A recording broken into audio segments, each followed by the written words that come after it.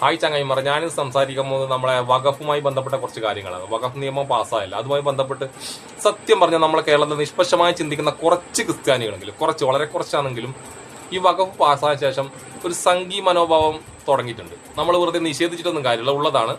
കുറച്ച് നിഷ്പക്ഷമായി ചിന്തിച്ചിരുന്ന ക്രിസ്ത്യാനികൾ, കുറച്ച് ആൾക്കാർ, അവർക്കിപ്പോൾ സംഖ്യകളെന്തോ ക്രിസ്ത്യാനികൾക്ക് എന്തോ ഒരു ഉപകാരം ചെയ്ത പോലെ ഉള്ളേ.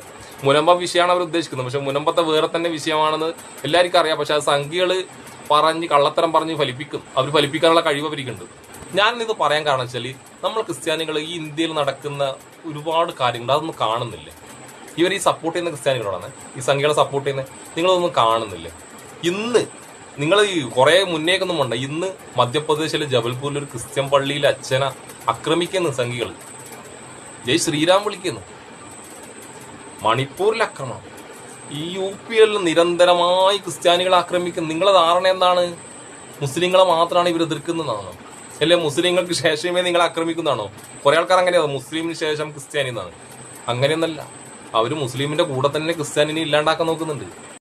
ഇത് കുറെ ആൾക്കാർ കണ്ടിട്ട് കാണാത്ത പോലെ അഭിനയിക്കുന്നതാണ്. കേരളത്തിൽ മാത്രം ഇവർ വിചാരം കേരളത്തിൽ ഭയങ്കര സെക്യൂരിറ്റിയാന്ന് വെച്ചിട്ടാണ് ഇവരെ സപ്പോർട്ട് ചെയ്യുന്ന കേരളക്കാർ. കേരളത്തിലുള്ള കുറച്ച് ക്രിസ്ത്യാനികൾ, ക്രിസംഖികളല്ല ഞാൻ പറയുന്നത്, ക്രിസംഖികളെയും സംഖികളെയല്ല ഞാൻ പറഞ്ഞത്. എല്ലാണ്ട് നിഷ്പക്ഷമായി ചിന്തിക്കുന്ന കുറച്ച് ക്രിസ്ത്യാനികളെങ്കിലും ഇപ്പോൾ സംഖികളുടെ ഈ കുരുട്ട് ബുദ്ധിയിൽ വീണ് പോയിട്ടുണ്ട് എന്നുള്ളത് സത്യമാണ്. അവരോട് ഞാൻ പറയുന്നത്, നിങ്ങൾ ഇന്ന് ആ ജബൽപൂരിൽ നടന്ന ആ സംഭവത്തിന്റെ വീഡിയോ കണ്ടിട്ടുണ്ടോ? ഒരുപാട് ആൾ കണ്ടിട്ടുണ്ടാവും. ഞാൻ ആ വീഡിയോ ഒന്ന് പ്ലേ ചെയ്തത്, നിങ്ങളൊന്ന് കണ്ടു നോക്ക്.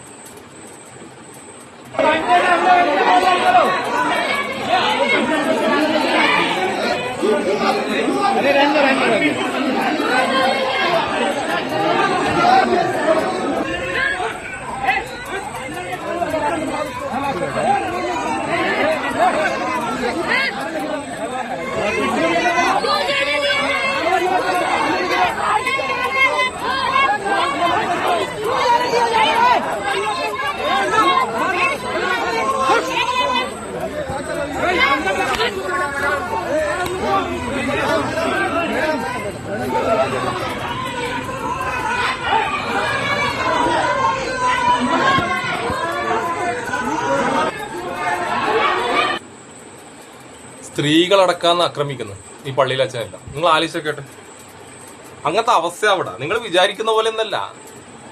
ഈ നോർത്ത് ഇന്ത്യയിൽ ക്രിസ്ത്യാനികൾക്ക് നേരെ വമ്പിച്ച ആക്രമണമാണ്. മുസ്ലിങ്ങൾക്ക് നേരിടുന്നതിനെയും കാട്ടിയുണ്ട്. പോലീസ് സ്റ്റേഷനിൽ പിടിച്ചുകൊണ്ട് പോയി, ആ പള്ളിയിൽ അച്ഛനെ പോലീസ് സ്റ്റേഷനിൽ കൊണ്ടുപോയി ഇവരെ രക്ഷപ്പെടുത്താൻ വേണ്ടി. പോലീസ് സ്റ്റേഷന്റെ ഉള്ളിൽ നിന്നും ആക്രമണമാണ്. പോലീസിനെ വരെ പുല്ല് വില. പിന്നെ അവിടെ ആരാ ഇവരെ രക്ഷിക്കണ്ടേ? അതും കണ്ടു നോക്ക് നിങ്ങൾ.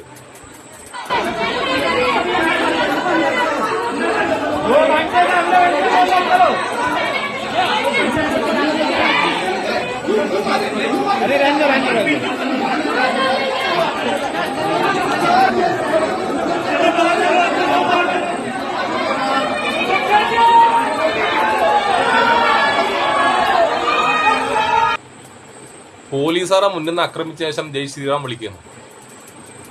അവസ്ഥ ആലോചിച്ചട്ടെ. ഇനി നിങ്ങൾ കാണാൻ പോകുന്നത് ആ സ്ത്രീകളില്ലേ, മധ്യപ്രദേശിലെ വിശകല ടീച്ചർ. നിങ്ങൾ കണ്ടോ വിശകല ടീച്ചർ?